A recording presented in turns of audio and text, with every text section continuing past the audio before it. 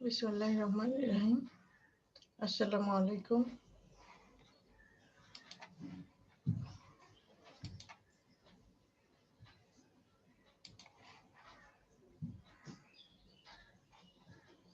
মাও ভালো আছো? মিস আসসালামু আলাইকুম। ওয়ালাইকুম আসসালাম। ভালো আছো তোমরা? জি ম্যাম, আপনি? আলহামদুলিল্লাহ ভালো আছি।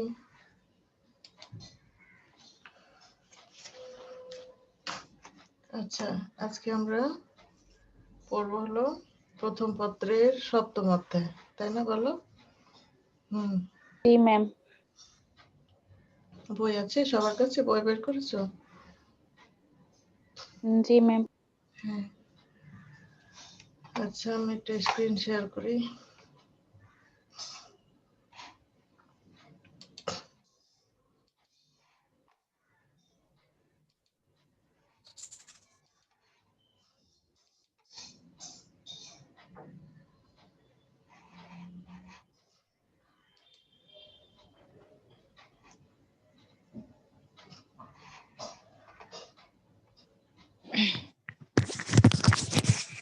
মিস আসসালামু আলাইকুম। ওয়ালাইকুম আসসালাম।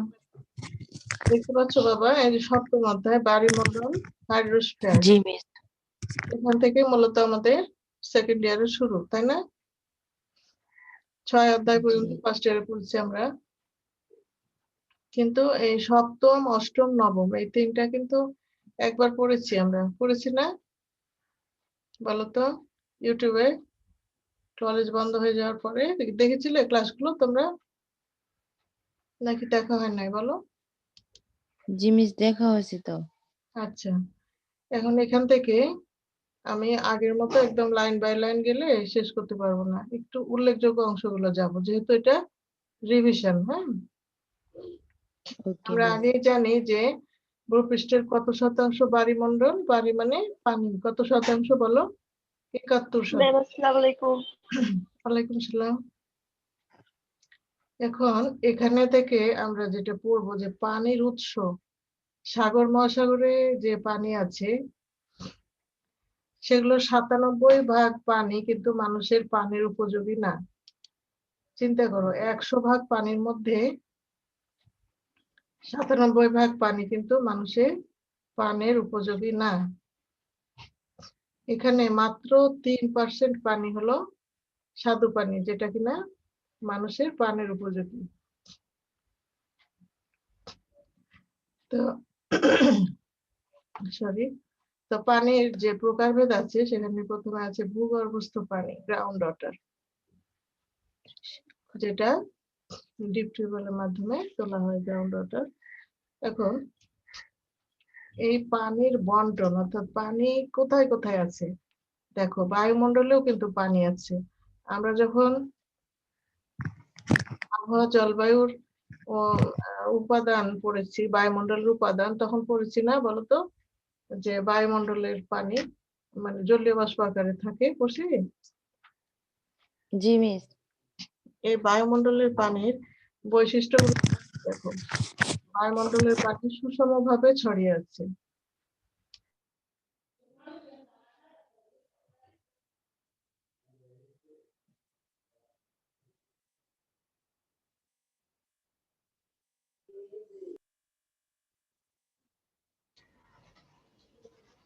তো এই বৈশিষ্ট্যগুলা শিখবা, এগুলা বহুপদীতে থাকে। বহুপদী হলো ওই যে 1 ও 2, 2 ও 3 এরকম যেগুলো, অর্থাৎ বায়ুমণ্ডলের পানির বৈশিষ্ট্য কোনগুলা, এগুলো কিন্তু এভাবে থাকে, ওই যে 1, 2, 3 দিয়ে।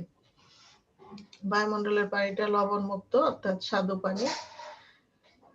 হ্যাঁ, এগুলো ভূপৃষ্ঠের পানি হলো যেগুলো সারফেস ওয়াটার বলে ইংরেজিতে, যেটা নদী, পুকুর, হাওর বা মহাসাগরে ছড়িয়ে। আর উভয় মেরুতে, অর্থাৎ উত্তর মেরু আর দক্ষিণ মেরু এর পর্বত তুষার আকারে আছে, এগুলো হলো ভূপৃষ্ঠের পানি। এগুলোর বৈশিষ্ট্য কি? এগুলো হলো সুপেয়। জি মিস, বুঝতে পারি নাই। সুপেয় পানি মানে স্বাদু পানি। ও আচ্ছা। ভূপৃষ্ঠের পানিগুলো, যে নদী, খাল, বিল, পুকুর, হাওর বাওরে যে পানিগুলো আছে, এই জি জি বৈশিষ্ট্যগুলো শিখে রাখবা, এগুলো 1 2 3 করে আসতে পারে যে ভূপৃষ্ঠের পানির বৈশিষ্ট্য কোনগুলো। 1 2 3, 1 2 ধরো এখান থেকে দিল, 3 নাম্বার আরেকটা অন্য দিয়ে দিল, তখন তোমাকে বাই করতে হবে যে হ্যাঁ এটা 1 2 এরকম। বহুপদী ওই বহু নির্বাচনীতে থাকতে পারে। আর ভূগর্ভের পানি কোনগুলা? গ্রাউন্ড ওয়াটার, যেটা কিনা ওই পাইপ দিয়ে পাম্প দিয়ে উঠানো হয় আর কি, গভীর নলকূপ দিয়ে। এটা হতে পারে কেলাস পানি, শোষিত পানি, কৈশিক পানি, মাধ্যাকর্ষণ পানি। এগুলো হলো ভূগর্ভের পানির শ্রেণী বিভাগ। আর ভূগর্ভের পানির যে বৈশিষ্ট্য সেটা হলো যে এটাও সুপেয় পানি, ভূগর্ভের পানিও কিন্তু সুপেয়। আর সবখানে ভূগর্ভের সবখানে কিন্তু এটা সমগভীরতায় থাকে না। যেসব এলাকায় উঁচু সেসব এলাকায় কিন্তু অনেক বেশি গভীরে পাইপ বসাতে হয় এই ভূগর্ভের পানি ওঠানোর জন্য। আর আছে সমুদ্রের পানি। সমুদ্রের পানি ৭১%, অর্থাৎ ১০০ ভাগের ৭১ ভাগ পানি রয়েছে এইসব সাগর মহাসাগরে। আর সমুদ্রের পানির বৈশিষ্ট্য কি? এটা কিন্তু লবণাক্ত, পানের উপযোগী নয়। এই ছিল বিভিন্ন রকমের পানির বৈশিষ্ট্য, এটা শিখবা, পানির বৈশিষ্ট্য। এবার গেল পৃথিবীর সাগর ও মহাসাগর। পৃথিবীর যে সাগর, বড় বড় যে সাগরগুলো আছে,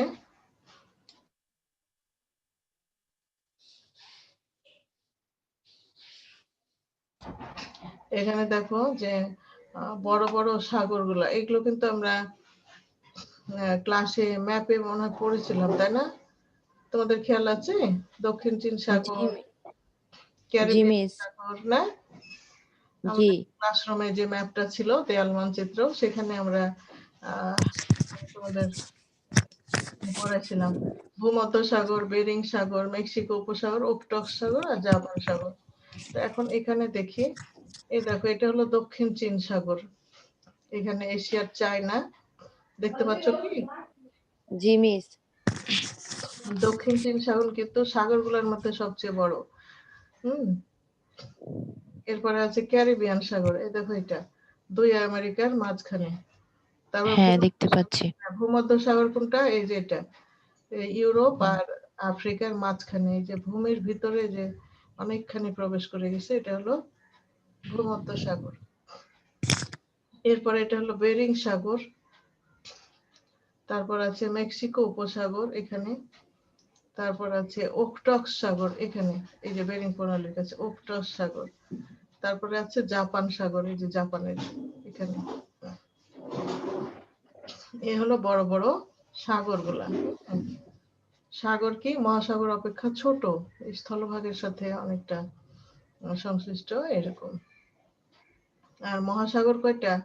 মহাসাগর কিন্তু 5টা। পাঁচটা। হ্যাঁ, তোমাদের যখন ভাইবা হচ্ছিল, যারা আরেকবার পরীক্ষা দিলা, ভাইবার সময় মহাদেশ কয়টা, মহাসাগর কয়টা, এটা অনেকে বলতে পারছে না। জি মিস কেন বাবা? এগুলো মুখের উপরে থাকবে। হ্যাঁ, যে 5টা মহাসাগর, প্রশান্ত, আটলান্টিক, ভারত, দক্ষিণ আর উত্তর, এই 5টা মহাসাগর। এই 5টা মহাসাগর তো ম্যাপে দেখাই আমি এখানে, এদিকে তাকাও, এখানে এইখানে প্রশান্ত মহাসাগর, এখানেও প্রশান্ত মহাসাগর। কেন বলো তো, এটা 2 দিকে গেল কেন? বলতে পারেন মিস। কারণ এটা যে এই এটা যে পৃথিবী গোল না, এটা এটা তো সমতল হিসাবে করা আছে। এটা যদি ধরো এরকম, আচ্ছা আমি দেখাই, আমার এখানে দেখো, দেখতে পাচ্ছ আমার হাতে একটা কাগজ নিয়েছি, দেখতে পাও? জি মিস দেখতে পাচ্ছি। সমতল নিলে এরকম, কিন্তু আমি যদি 2 মাথা জোড়া দিই, এই যে এরকম, এরকম যদি জোড়া দিই, তাহলে এই জোড়ার হ্যাঁ উপরে পড়লো প্রশান্ত মহাসাগর, বুঝছো? এটা হ্যাঁ আমি যদি এটাকে সমতল করি, আবার সোজা করি, তাহলে 2 মাথা দুদিকে চলে গেল না? গেল কিনা? জি মিস জি গেল? তাহলে এই জি 2 মাথা আসলে তো পৃথিবীর সমতল না, যেভাবে আমরা ম্যাপে দেখাচ্ছি, আসলে কি এরকম না? জি না পৃথিবী কেমন? এরকম গোল, জি গোল তো, গোলের এই জায়গাটায় প্রশান্ত মহাসাগর আছে, মনে করো জোড়ার উপরে, এখানে প্রশান্ত মহাসাগর। তা আমরা তো গোল করে যদি আঁকি তাহলে তো আমরা এক দিক দেখতে পাবো আর এক দিক পাবো না, তাই না মানচিত্রে? জি সেজন্য আমরা এই সমতল করে আঁকছি। তো সমতল করে আঁকলে গোলটাকে এভাবে আমরা সমতল করছি, তখন এই জোড়াটা বুঝছো দুই দিকে চলে গেল, এটাও প্রশান্ত মহাসাগর, এটাও প্রশান্ত মহাসাগর, এটা প্রশান্ত মহাসাগর। তখন এটা দুই প্রান্তে গেল। এবার বুঝছো ব্যাপারটা? জি মিস। এরকম, সেই জন্য এরকম দুই পাশে গেছে। এই জন্য প্রশান্ত কোনটা? এটাও আবার এটাও। যদি ধরো দুদিকেই আছে।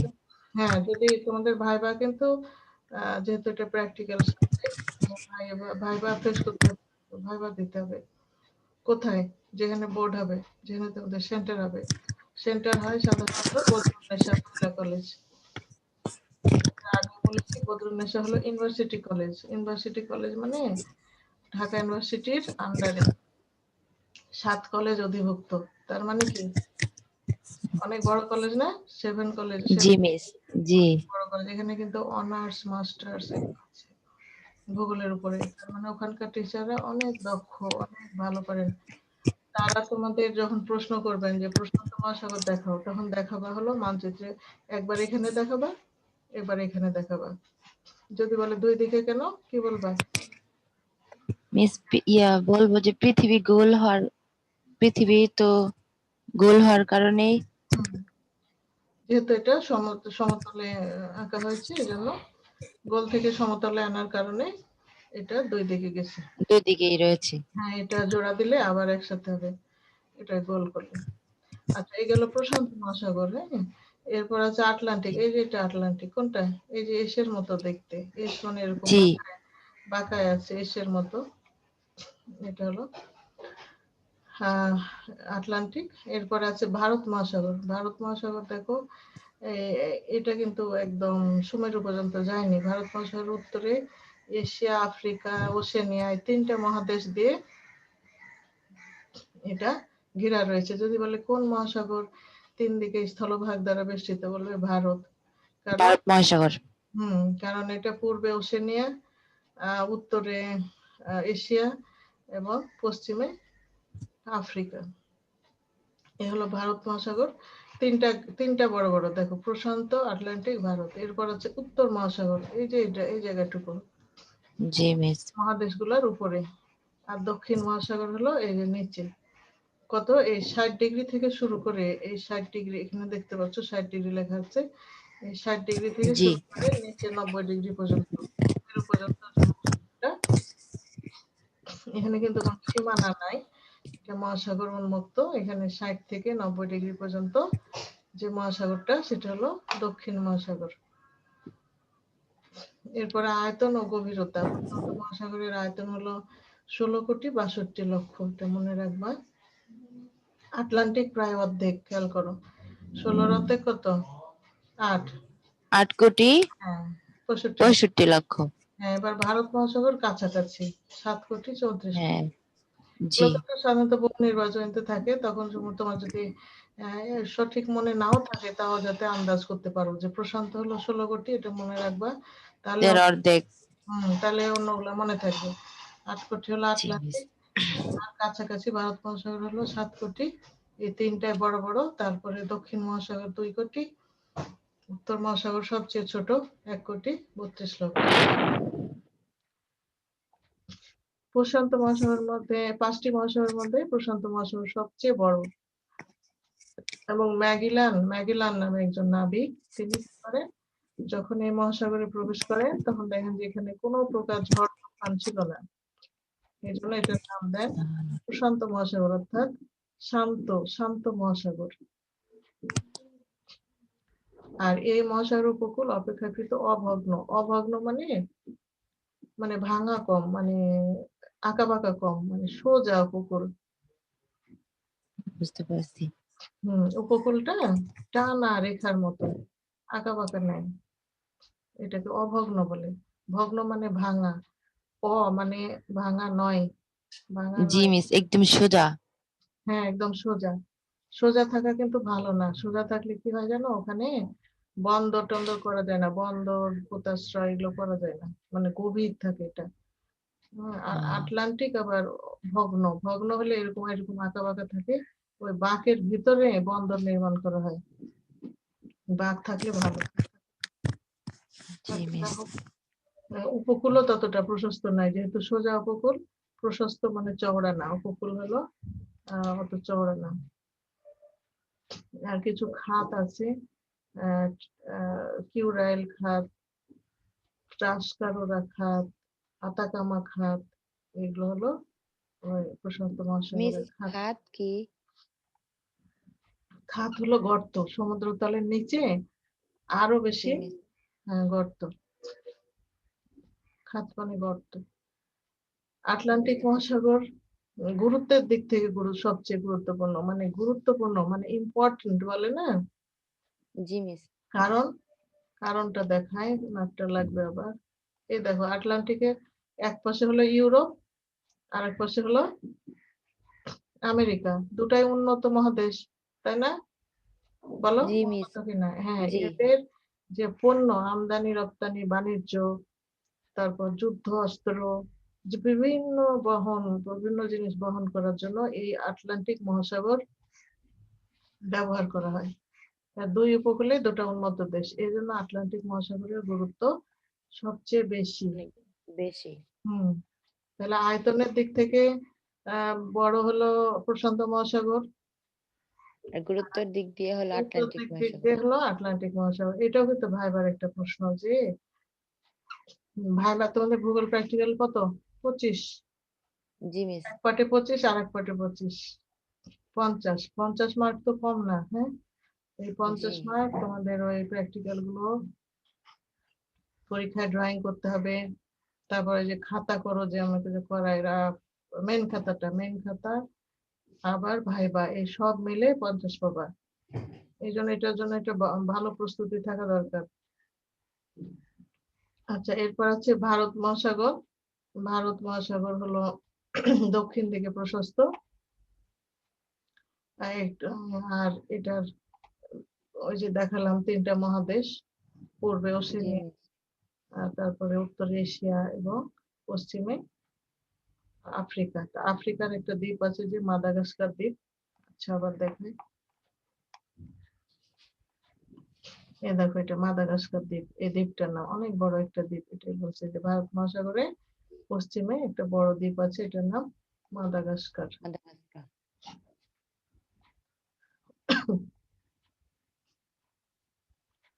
আর আছে দক্ষিণ মহাসাগর। দক্ষিণ মহাসাগর 12 মাসই বরফে ঢাকা থাকে। হ্যাঁ, অনেক সময় এই মহাসাগরতে হিমশৈল ভাসতে ভাসতে, উষ্ণ মহাসাগর হিমশৈল হলো বিরাট বরফের স্তূপ।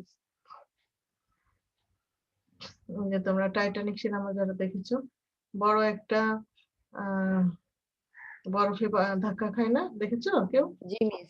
হ্যাঁ, জি জি। ওটাই হলো হিমশৈল, ওটাই।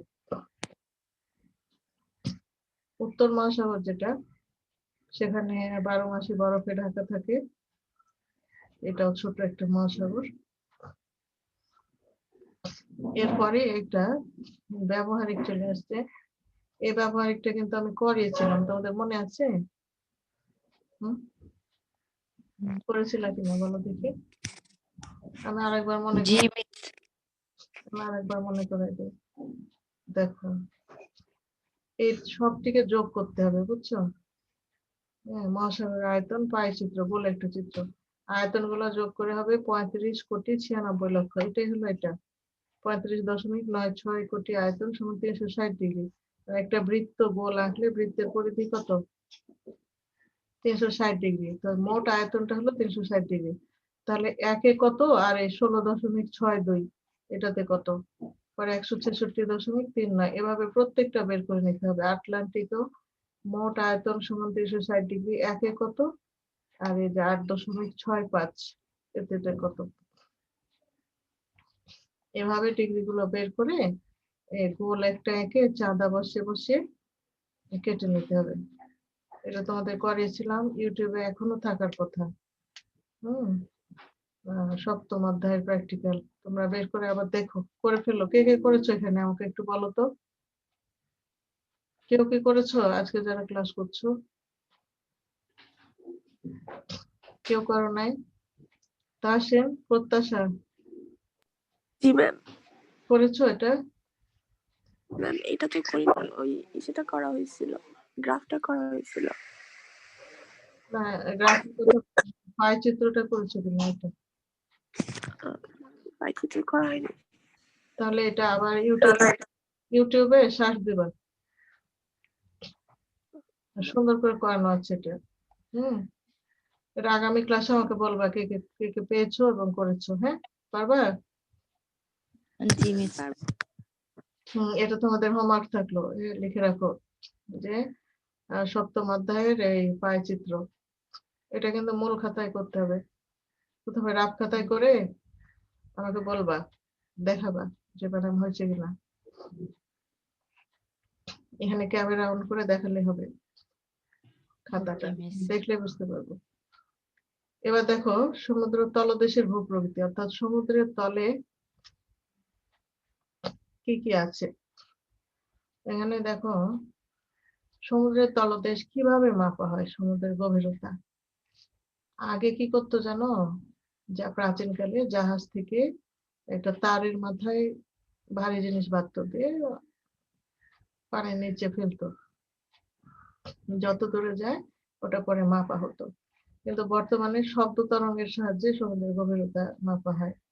শব্দ তরঙ্গ একবার নিচে যাবে, আরেকবার ফিরে আসবে, নিচে যাবে এবং ফিরে আসবে। এই যে যাওয়া আর ফিরে আসা, মনে করো 10 সেকেন্ড সময় লাগলো, তো গেল আবার আসলো।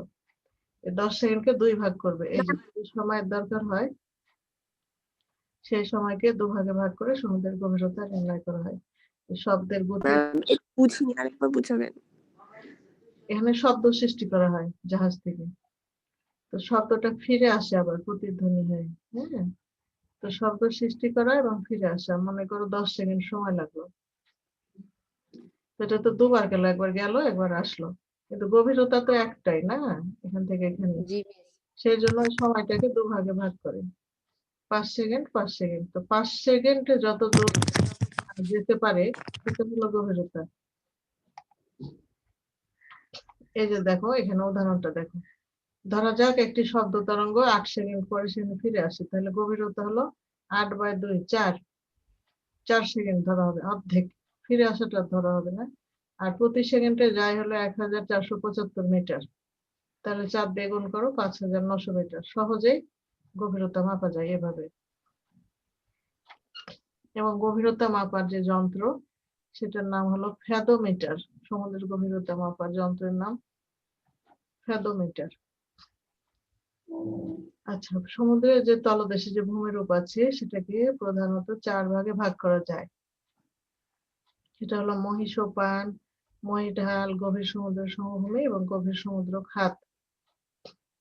মহীসোপান কি জিনিস দেখো, পৃথিবীর মহাদেশ সমূহের চতুর্দিকে স্থলভাগ অল্প অল্প ঢালু হয়ে সমুদ্রের পানির নিচে নেমে গেছে। এই যে দেখো মহাদেশগুলো অল্প অল্প ঢালু হয়ে সমুদ্রের নিচে নেমে গেছে। এরূপে যেসব অংশ সমুদ্রের গভীরতা অনধিক সেসব ক্রমনিম্ন নিমজ্জিত অংশকে মহীসোপান বলে। সোপান অর্থ হলো সিঁড়ি। সিঁড়ি কি হঠাৎ করে নেমে যায় না ধাপে ধাপে নামে? ধাপে ধাপে, আস্তে ধাপে ধাপে। আস্তে আস্তে। হ্যাঁ, তেমন মহীসোপানটা এরকম দেখো, আস্তে আস্তে ঢাল হচ্ছে, এটা হলো মহীসোপান। কিন্তু এরপরেই দেখো এই জায়গাটা আবার হঠাৎ করে ঢাল বেড়ে গেছে, এই জায়গাটা, এটার জি নাম মিস। মহীঢাল। মহিডাল। আর মহীসোপান মাত্র 1 ডিগ্রি কোণে বিস্তৃত থাকে, মানে এখান থেকে মাত্র 1 ডিগ্রি, অর্থাৎ খুব সামান্য। আচ্ছা, এই ছবি থেকেই তোমাদের দেখাই, এই আস্তে আস্তে নেমে গেছে এটা মহীসোপান, হঠাৎ করে নেমে গেছে মহীঢাল। এখানে একটু সমভূমির মতো না, এই জায়গাটা একটু সমান সমান দেখা যায়। জি মিস। এটা হলো গভীর সমুদ্রের সমভূমি। আর যদি এরকম উঁচু জায়গা থাকে এটাকে বলে দ্বীপ, যেটা সমুদ্রের উপরে উঠে আসবে, উপর থেকে দেখা যাবে। আর এই গভীরতার সমুদ্রের তলে আবার অনেক বড় গর্ত, এটাকে বলে সমুদ্র খাত। গভীর সমুদ্র খাত। হুম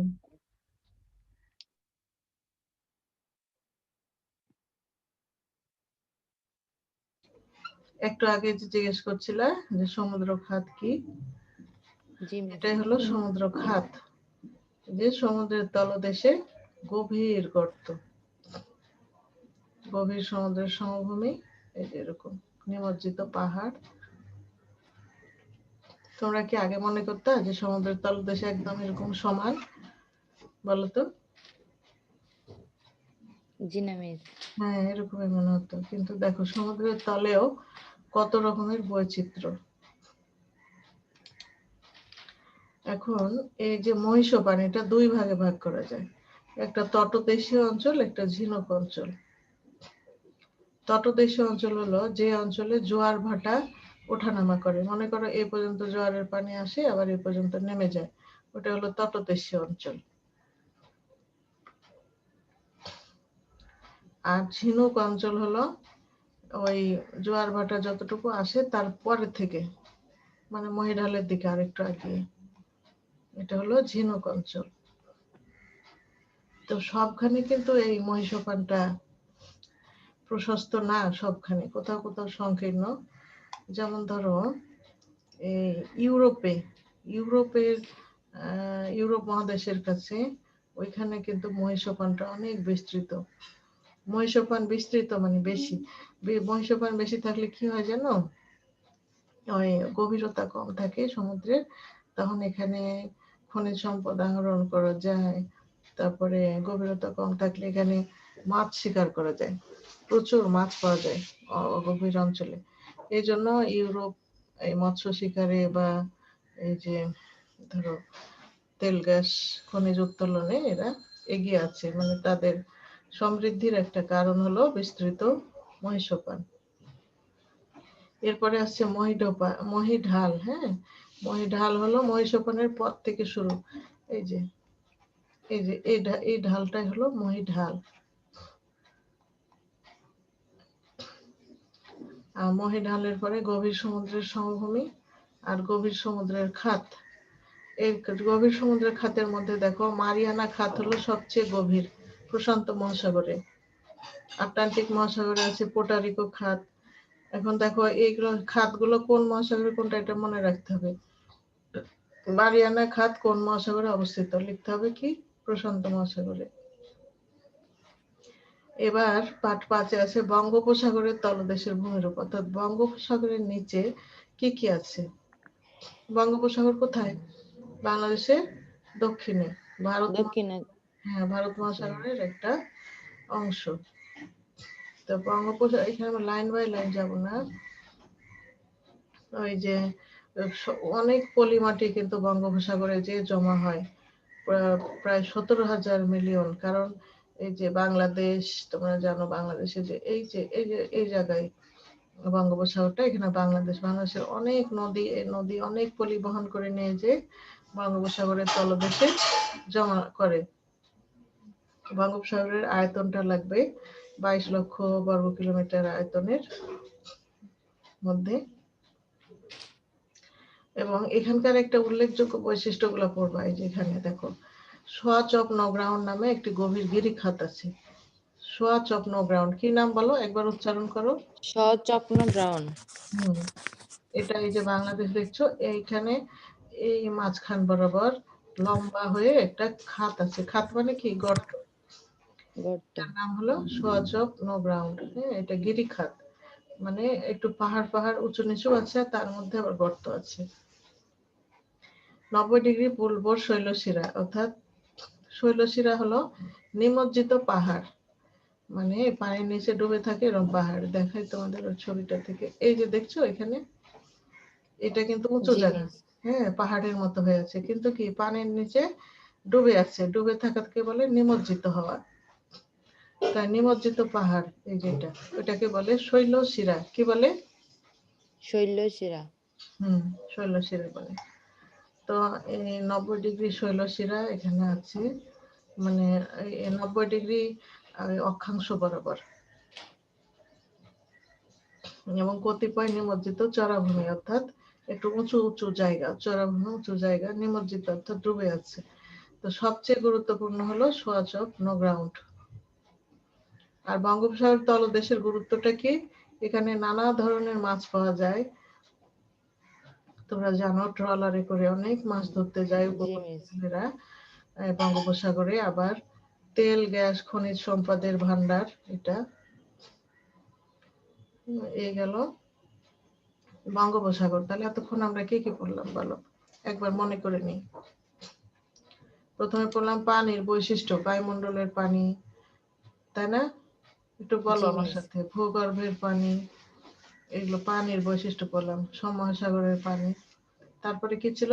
জি, তারপরে কতগুলো বিখ্যাত সাগর মহাসাগরের নাম। জি, সাগর মহাসাগরের নাম হ্যাঁ, ছিল। সাগর আর মহাসাগর 5টা তার নাম। জি মহাসাগরগুলো আমরা সাগরগুলো ম্যাপে দেখলাম।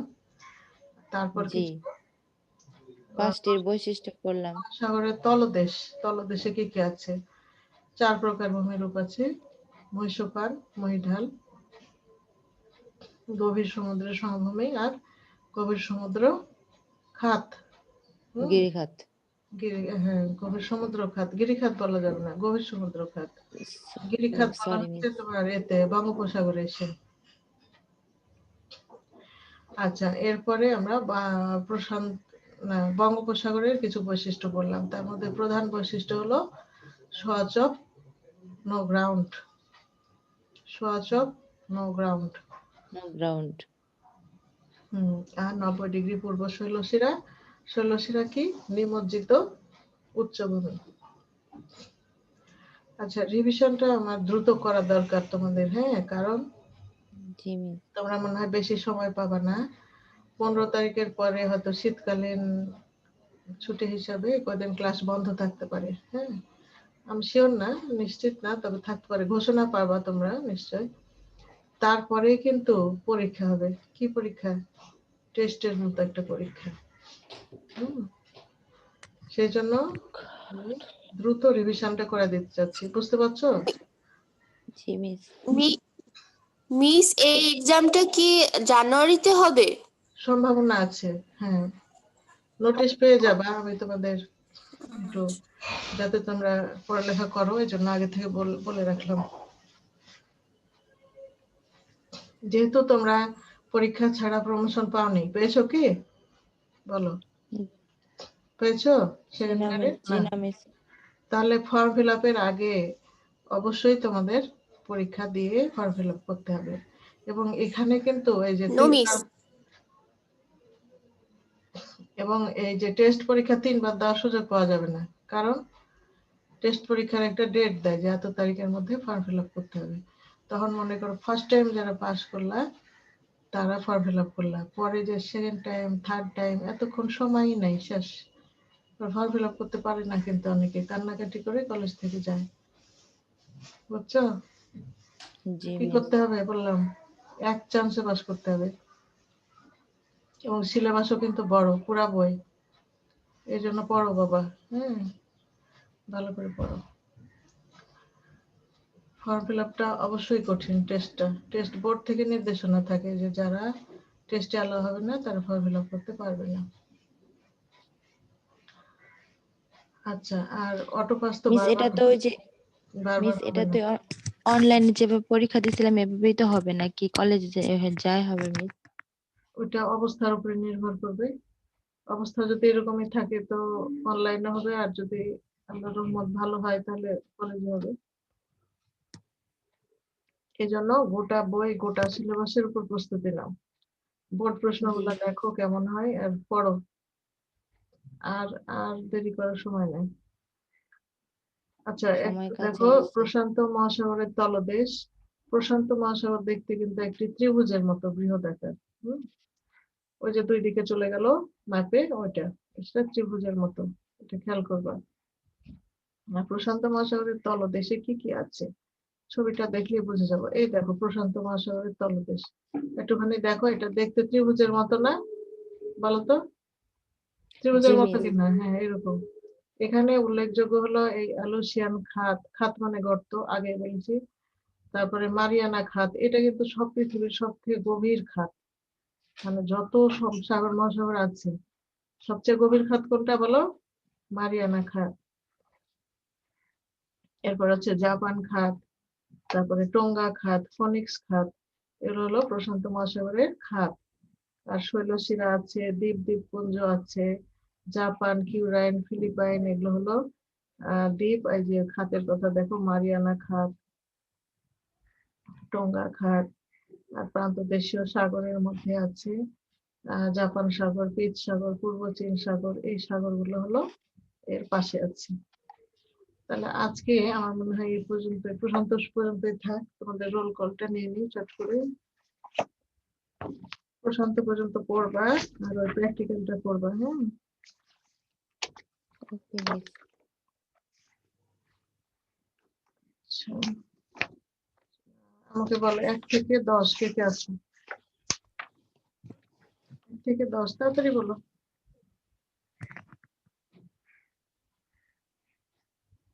বলো 1 থেকে 10 নাই না?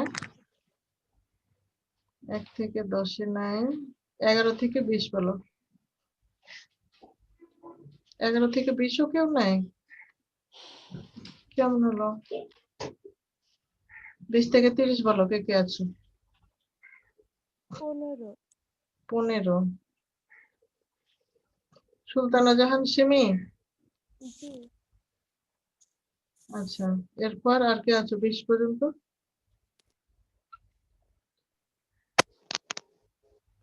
আচ্ছা, এবার 20 থেকে 30 বলো চটপট। 20 থেকে 30 কে আছো? নাই? 20 থেকে 30 নাই। 30 থেকে 40 বলো। মিস বলো 35। 35। তানজিমা ম্যাম 139। জি মিস। 35। তারপর ম্যাম 139। প্রত্যাশা। হ্যাঁ, আর 40 থেকে 50 বলো। মিস 144। মৌ। হ্যাঁ, আর জি ম্যাম। এরপর এরপরে 155 নাই? ইফতি তো ক্লাস মিস 150। 150। ঐশী দাস। হ্যাঁ, ম্যাম 160। হ্যাঁ মিস। 155 ইফতি। হ্যাঁ, দিয়েছি। আর 160 মোনালিসা। জি ম্যাম।